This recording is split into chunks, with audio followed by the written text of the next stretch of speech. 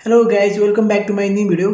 आज हामी diploma civil इन्जिनियरिङको स्टिलमा रहेको च्याप्टर 10 मा डिजाइन अफ टिम्बर स्ट्रक्चरबाट हामीले एउटा टाइप 1 न्युमेरिकल लिएर आएको छौँ। यो चाहिँ एकदम मोस्ट इम्पोर्टेन्ट छ। यो युनिटबाट चाहिँ एउटा न्युमेरिकल फिक्स टु फिक्स आउनेछ, त्यसैले यसमा ध्यान दिएर सुन्नु होला र ध्यान दिएर हेर्नु होला र च्यानलमा कोही नयाँ हुनुहुन्छ भने सब्स्क्राइब गरेर नबिर्सिनु होला र भिडियो मन परे लाइक गर्नु होला।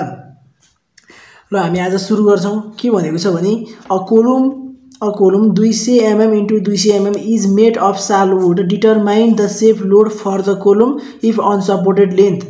यति यस्तो भनेको छ भने अब यसमा अब अनसपोर्टेड लेन्थ चाहिँ कति एउटा 2 मिटर दिएको छ, एउटा 3.5 मिटर दिएको छ, एउटा के दिएको छ 5 मिटर दिएको छ। अनि यति गरेपछि हामीले चाहिँ यसको लागि चाहिँ के गर्नुपर्ने हुन्छ भने अब अलिकति थ्योरी पनि पढ्नु पर्ने हुन्छ। यो थ्योरीको लागि चाहिँ अब बुकमै हेर्नु पर्ने हुन्छ। यसको अब फर्मुला यसमा छ। फर्मुला के भन्छ भने अब सर्ट कोलुमको लागि S/D इज लेस देन 11 छ। अनि के अरे इन्टरमिडिएटको लागि 11 is less than S/D is less than K8 छ। यो गर्नु पर्यो। अनि लङको लागि S/D is greater than K8 छ। लङ कोलुमको लागि यति हुनु पर्यो। यति भएन भने यो भयो भने अब यो भयो भने किन फर्मुला भने यो भने कुन फर्मुला, यो भने कुन फर्मुला हामीले पर्मिसिबल कम्प्रेसिभ स्ट्रेस निकाल्नु पर्यो हुन्छ। त्यसको लागि अब यदि सर्ट कोलुमको लागि के हुन्छ भने FC इक्वल टु FCP नै हुन्छ। अब यसको लागि चाहिँ अब हामीले के अरे FC निकाल्न लागि FCP नै हुन्छ भने FC इक्वल टु FCP हुन्छ। यसको चाहिँ FC निकाल्नको लागि चाहिँ यो फर्मुला लाउनु पर्ने हुन्छ। यो चाहिँ याद गर्नुपर्ने हुन्छ। कोडमै हुन्छ। यो कोडमा टिम्बरको छुट्टै अब कतिवटा नि 21वटा पेज जति छ। त्यो पनि अब हजुरले इक्जाममा लान सक्नुहुन्छ। अनि FC भनेको फेरि यसको अब यदि लङ कोलुमको लागि चाहिँ फेरि 0.329 E अपन S/D को होल स्क्वायर गऱ्यो भने यसको नि FC आउँछ। सबैको FC निकाल्ने हो। अब अहिले हामीले गरेर लागेको चाहिँ यो अब यो सबैमा एउटैमा इन्क्लुड हुन्छ अब यही न्युमेरिकलमा। त्यसैले अब हामी भिडियो ढिला नगरी सुरु गर्छौँ। अब सुरुमा के भने गिभन लेख्नु पर्यो। कुन कोलुम भनेर यसमा भनेको छैन, इन्क्लुड गरेको छैन। त्यसैले यसमा चाहिँ हामीले अब सुरुमा के भने if not specified in question about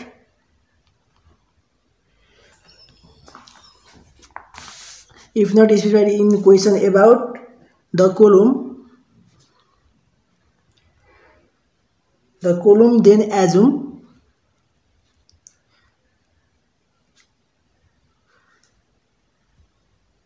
it is solid column and inside location। अब यसमा केही पनि भनेको छैन भने हामीले यति लेख्ने, अब यति लेख्नै पर्छ भने चाहिँ तर लेखे चाहिँ अब राम्रो हुन्छ। त्यसैले अब यति लेख्नु होला। अब सुरुमा हामीले के गर्नु पर्यो, अब हामीले के निकाल्नु पर्छ, सुरुमा हामीले सेफ लोड निकाल्नु पर्छ। सेफ लोड अथवा पर्मिसिबल लोड निकाल्नु पर्छ। पर्मिसिबल लोड इक्वल टु हाम्रो के हुन्छ फर्मुला पर्मिसिबल स्ट्रेस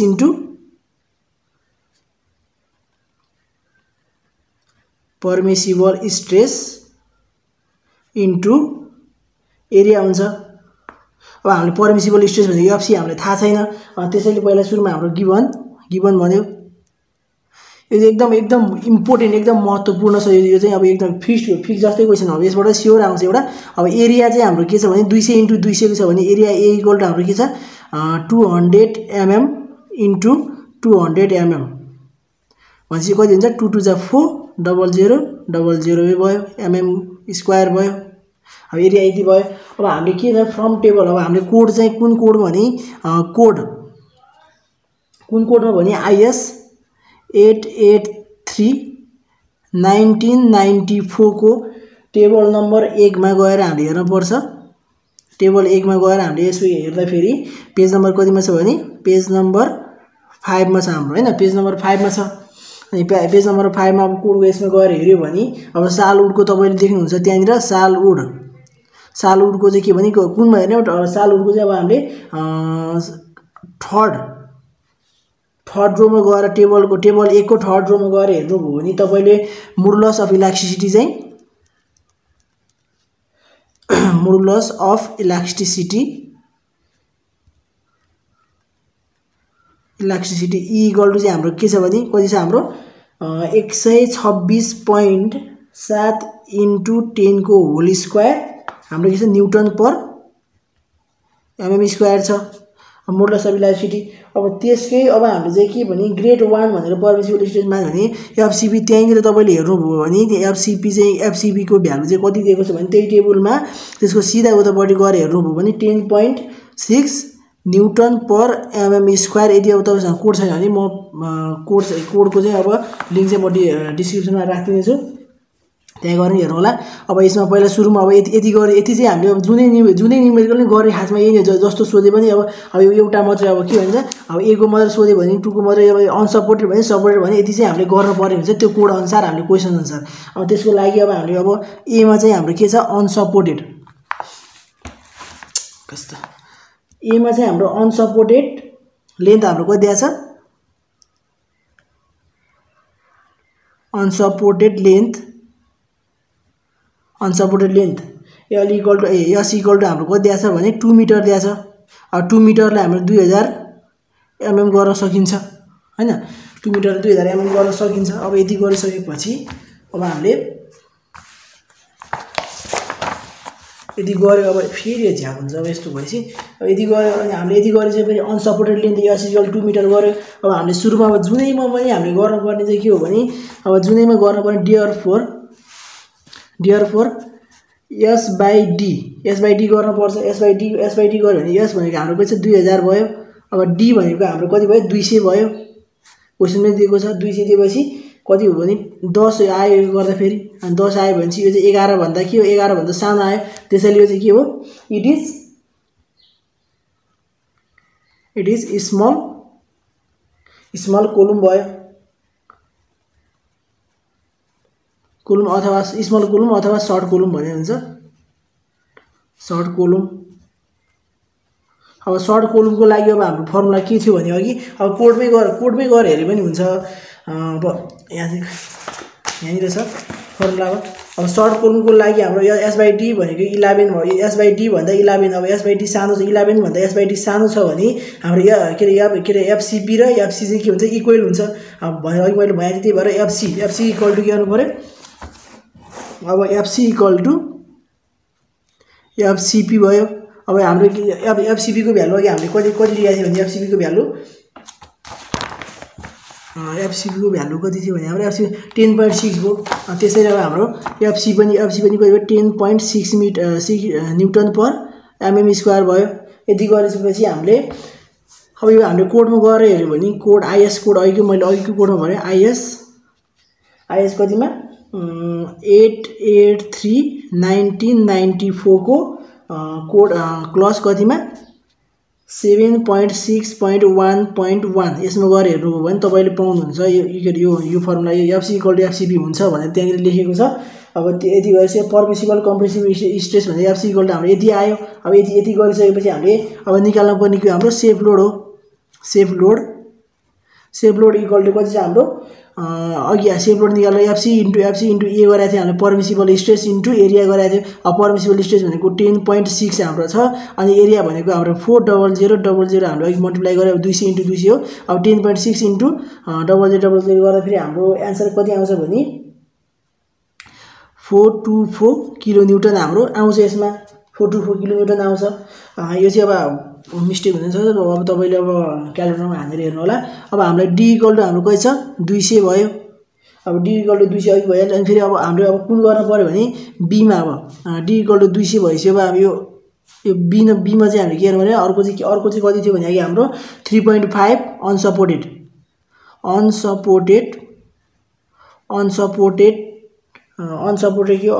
लेन्थ हाम्रो कति थियो अनसपोर्टेड लेन्थ यसमा चाहिँ हाम्रो 3.5 थियो। जुनमा पनि डी भनेको अब क्वेसनमै 200 इन्टु 200 भनेर डी दिएको छ। यति दिइसकेपछि डी इक्वल टु 200 इन्टु 200 भयो। अब यो डी इक्वल टु 200 भयो डी को भ्यालु 200 भइसक्यो। फेरि हामीले भने अब फेरि जुनमा पनि हामीले एस बाई डी गरेर गर्नुपर्छ। यसको भ्यालु अब हाम्रो 3.5 ले अब उसमा लाँदा फेरि कति हुन्छ 3500 हुन्छ। यसलाई mm स्क्वायर हुन्छ mm हुन्छ अनि 3500 mm यो 3500 mm नलिनु 3500 अपन 200 गर्दा फेरि हाम्रो कति आउँछ भने 17.5 आउँदछ 17.5 इज ग्रेटर देन 11 भन्दा ठुलो भयो 11 भन्दा ठुलो भएपछि अब हामीले के निकाल्न पर्छ K8 निकाल्न पर्छ यदि सानो भए पर्दैन थियो अब K8 अब यो चाहिँ के हो इट इज इन्टरमिडिएट हैन intermediate MEDIAT intermediate it is intermediate column यो चाहिँ इन्टरमिडिएट कोलम हो यसको लागि अब हामीले K8 निकाल्न पर्यो हुन्छ K8 निकाल्ने फर्मुला चाहिँ जहिले पनि 0.702 रुट ओभर के चाहिँ E बाइ FCP भयो K8 निकाल्ने फर्मुला अब हामीलाई E को भ्यालु थाहा छ FCP को भ्यालु छ हामीलाई K8 को भ्यालु पनि आउने भयो K8 equal to 0.702 under root E भनेको हाम्रो कति छ E भनेको हाम्रो 126.7 इन्टु 10 को होल स्क्वायर अपन FCP भनेको 10.6 भयो यदि यसको भ्यालु हाम्रो कति यति अब गर्दाखेरि हाम्रो कति छ 24.27 के हो फेरि S/D भन्दा ठुलो आयो त्यही भएर इन्टरमिडिएट भयो अब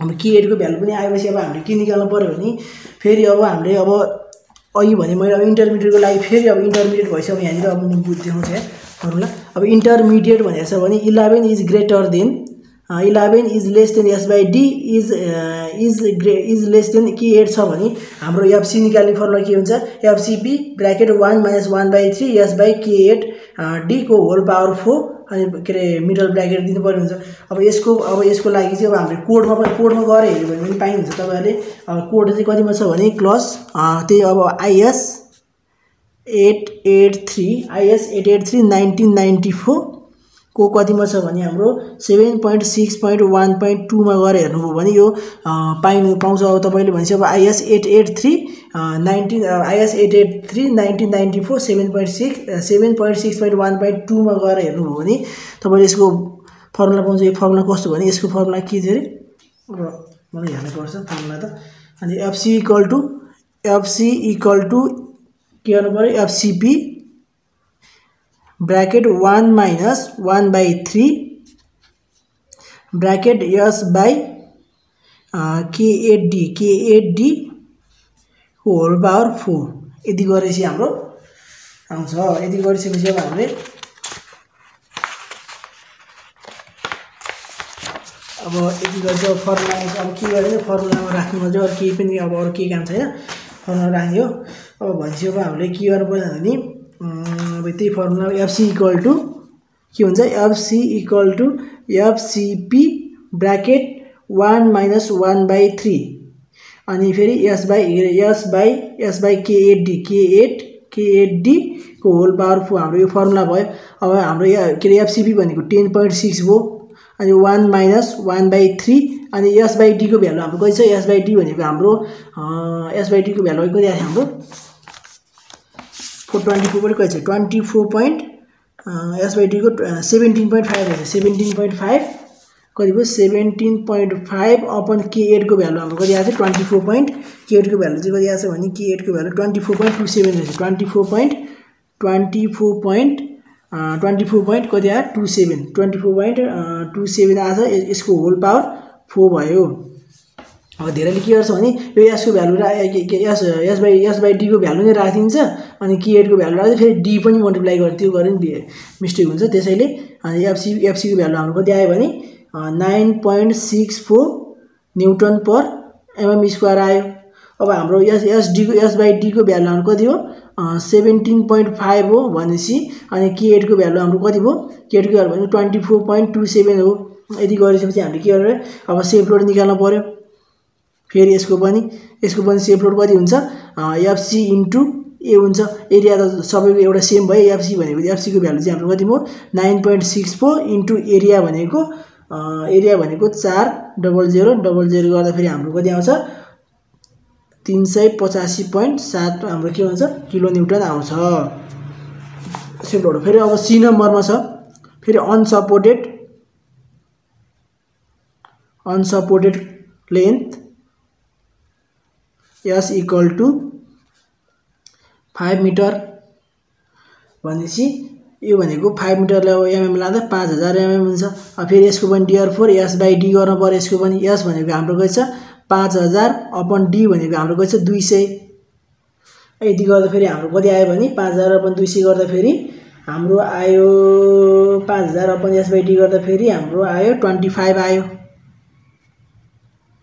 11 भन्दा ठुलो आयो।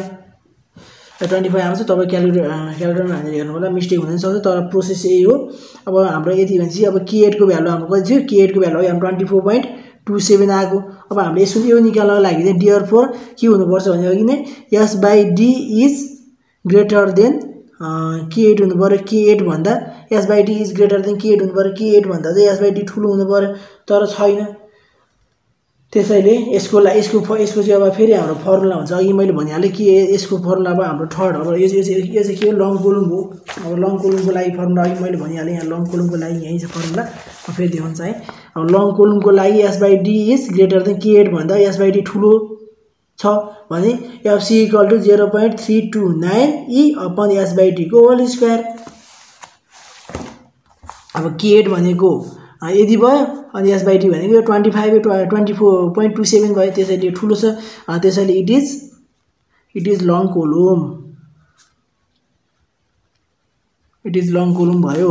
यदि गरिसकेपछि हाम्रो फर्मुला के छ भने यसको फर्मुला fc = के छ 0.329 e अपन s/d को होल स्क्वायर हुन्छ भनेपछि अब 0.329 इन्टु e को भ्यालु हाम्रो कति हुन्छ भने e को भ्यालु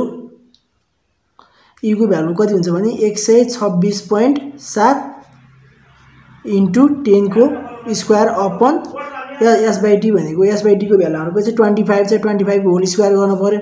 अब यति गर्दा हाम्रो कति आउँछ भने यति गर्दा फेरि हाम्रो भ्यालु 6.67 किलो न्युटन आउँछ। न्युटन पर mm स्क्वायरमा आउँछ। अब हामीले के सेफ लोड निकाल्नु पर्यो। अब safe load = fc into a हो। अनि fc को भ्यालु हाम्रो कति छ भने 6.67 इन्टु 40000 गर्दा फेरि हाम्रो कति आउँछ एन्सर 266.8 किलो न्युटन आउँछ। यति नै गर्ने हो। यदि अब यसमा केही कन्फ्युज हो भने अब मेरो फेसबुक पेजमा गएर सोध्न चाहन्छ। अब केही क्वेसनहरु नआएछ भने अब मलाई फेसबुक पेजमा अब तपाईले मेसेज गर्न सक्नुहुन्छ। आजलाई यति नै। हस्त धन्यवाद। नेक्स्ट भिडियोको अब फेरि भेटौँला।